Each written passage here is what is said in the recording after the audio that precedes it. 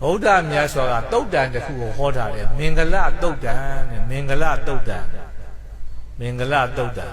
အဲ့ဒါတွေကိုပဲဗမာကမင်္ဂလကိုမင်္ဂလာနဲ့ရေးချလေးထည့်ပြီးတော့ပြောတာ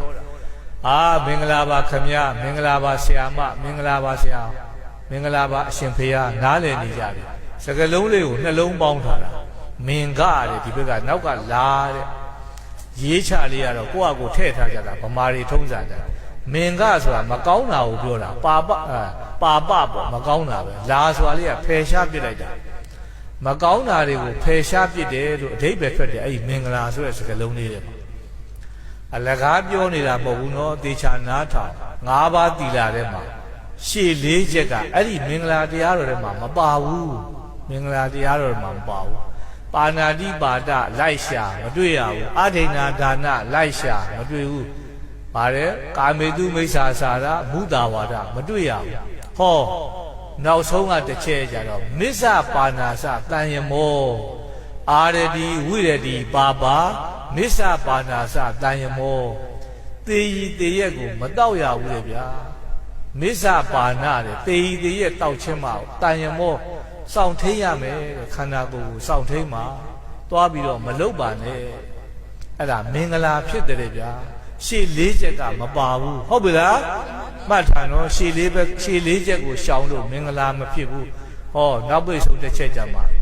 မစ္ဆပါဏာစတန်ယမောတဲ့စကားလုံးလေးတစ်လုံးကတိတ်ပြီးတော့ကောင်းတာမစ္ဆပါဏဆိုတာမစ္ဆဆိုတာမူရစေဝါကိုပြောတာပါဏဆိုတာတောက်တာသုံးတာပေါ့တန်ယမဆိုတာစောင့်ထိန်တာ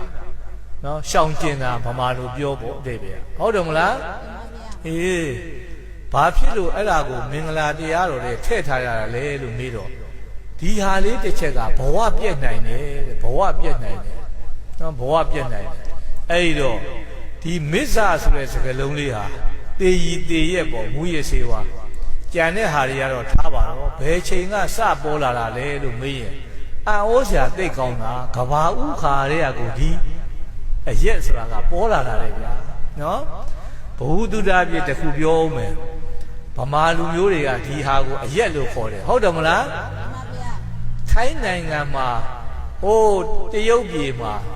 လာအိုနိုင်ငံမှာလည်းအရက်လို့ခေါ်တယ်ဆိုရင်တော့ဒါဟို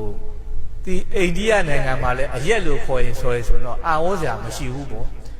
ဗမာနိုင်ငံနဲ့အဝေးကြီးပဲမိုင်ပေါင်း1000ကျော်တယ်ပင်လယ်ထဲမှာကျွန်းနိုင်ငံတွေသီရိလင်္ကာနိုင်ငံအဲ့ဒီနိုင်ငံမှာလည်းဒီအရေးကိုအရက်လို့ခေါ်တာပဲဘာစကားလဲဘယ်လိုလို့ပြောင်းသွားတာလဲဘယ်လိုပါဠိစကားလဲမဟုတ်ဘူးနော်ဟုတ်တယ်မလား